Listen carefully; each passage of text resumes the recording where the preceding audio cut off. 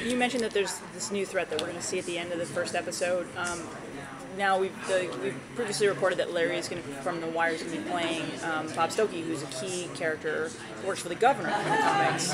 What are the chances that you know his trajectory this season will mirror what we've seen in the books? You know what I love about what Scott Gimple is a huge fan of the graphic novel. I mean, aside from being a great writer, he loves it, and he has really gone to great lengths to preserve the great moments in the comic book. There's an episode coming up later in the year that's almost verbatim one issue of the comic book, and it's really fascinating to make those slight departures, introducing characters, and then you get to a situation where then you take one episode and you really stick to the source material. So I think I think you'll be surprised about the way the characters lay out, and at the end of 316 we brought 30 people from Woodbury to the prison, so you definitely get a sense that there's a larger community there, that people have sort of settled in and established this, and some people buy it and some people don't subscribe to it and some people don't really conform to it, so it allows for some interesting character work. Is there anything you haven't done with your characters that you want to do? Of course. Anything in particular, like watching World War Z and you go, oh, I like that zombie movie, I'm going to think about that. I didn't watch World War Z. Is there a zombie movie I should be paying attention to? Yeah, No. It's a pretty intense. No, I mean, do you mean in terms of the physical work, or do you mean in terms anything?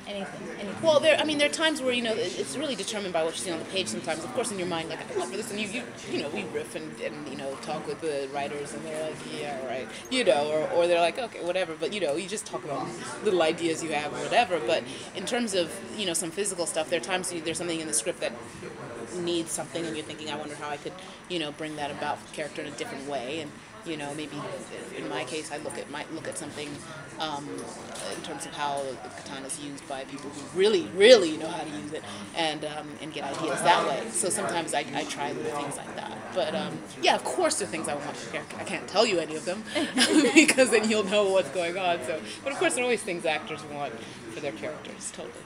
And yeah, lots of stuff. I mean, yeah, I have tons of ideas. And sometimes everybody's like, yeah, good idea. Sometimes they're like, Norman, that's the most ridiculous thing I've ever. I wanted a dog last season. you wanted to do what? I wanted a dog. Not a target. Yeah, my dog, but like a Mad Max dog. Dingo with a bandana. Which I love that idea, by the way. They were like, oh, we need 3 dogs and like 3 handlers, and then everyone won't pay attention to anybody but the dog. So I don't know. Yeah, there's tons of things. It is, I do have to say, working as a director with these guys, no one knows their characters like they do. I mean, Norman brings great ideas, and so much of the complexity of Daryl is Norman bringing those nuances to it. There was a few things in episode 1 that he was like, oh, I want to try this, and when he does it, it will be those things that people will recognize and talk about later.